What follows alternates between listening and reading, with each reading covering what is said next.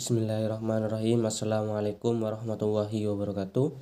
Alhamdulillahirabbil alamin wassalatu wassalamu ala asrofil anbiya'i wal mursalin wa ala alihi sayyidina Muhammadin wa ala alihi sayyidina Muhammadin wa alihi wa sahbihi ajma'in amma ba'du.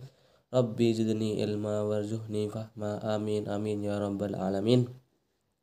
Baik, yang saya hormati Bapak Fikri Farihin selaku dosen pengampu perbandingan pendidikan, dan saya sendiri atas nama Muhammad Fendi Khalifah Rahman, NIM 2018-096-01-1622. Baik, saya akan mengulas presentasi yang kemarin, yaitu mengenai pendidikan komparatif sebagai studi antar bangsa dan budaya.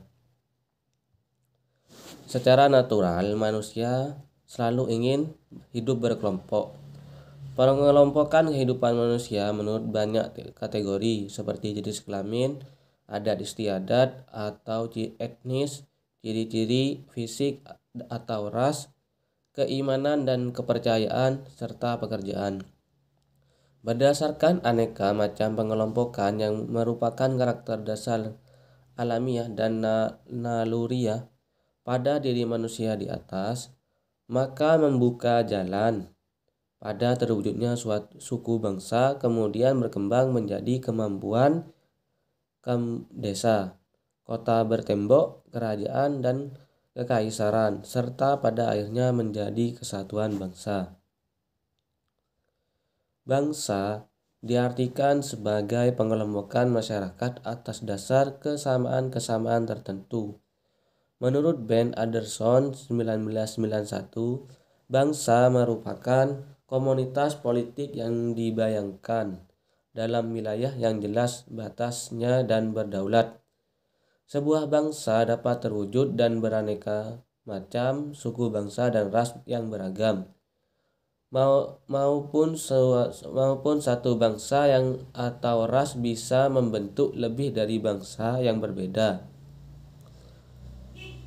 Ada beberapa bagian lain dari budaya dan kebudayaan secara etimologis diartikan sebagai hal-hal berkaitan dengan akal budi. Sedangkan peradaban adalah sebagai bagian unsur kebudayaan yang bersifat halus, maju, dan indah, seperti kesopanan, pergaulan, keindahan kesenian, ilmu pengetahuan, dan teknologi. Studi pendidikan komparatif menyangkut banyak negara di beberapa kawasan dunia. Ada 5 jenis kelompok negara di dunia. Yang pertama, kelompok negara-negara maju dan makmur, seperti negara yang di kawasan Eropa Barat. Yang kedua, kelompok negara yang sedang berkembang, seperti negara-negara ASEAN, negara-negara Afrika bagian utara. Yang ketiga, kelompok negara miskin atau terbelakang, seperti Sri Lanka, Bangladesh, Papua Nugini, Bolivia, dan El Salvador. Yang keempat yaitu kelompok negara yang paling miskin, seperti Timur Leste, Ethiopia, Zambia. Dan kelima, kelompok negara-negara yang bangkrut, seperti negara Sudan, Somalia, Kenya, dan Kongo. Kebudayaan suatu bangsa meliputi aspek kehidupan material dan non-material. Kebudayaan material berisi hasil-hasil teknologi suatu bangsa yang sederhana sampai dengan yang mutakhir atau canggih. Sedangkan kebudayaan non-material berisi pengetahuan, kepercayaan, nilai-nilai yang diyakini kebenaran, dan kebudayaan kognitif, seperti berisi norma-norma tentang bagaimana manusia sebagai warga bangsa harus berinteraksi dan memecahkan masalah yang disebut kebudayaan non-taktif.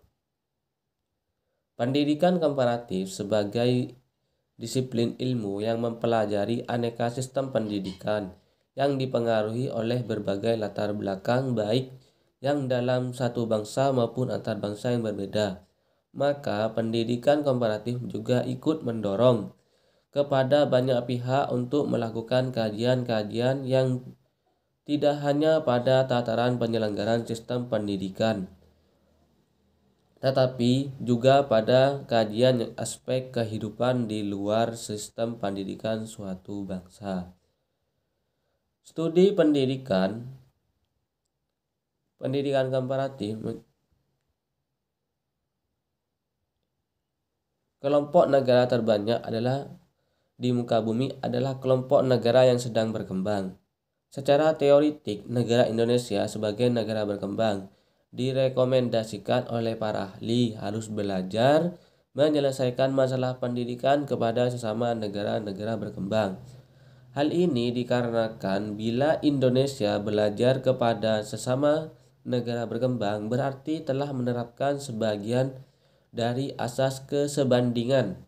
Negara sedang berkembang memiliki sejumlah kriteria yang dijelaskan oleh Don Adam dan Bob Sudarto, yaitu yang pertama, tingkat kelahiran dan kematian yang lebih tinggi. Yang kedua, kondisi sanitasi lingkungan dan pemeliharaan kesehatan yang buruk.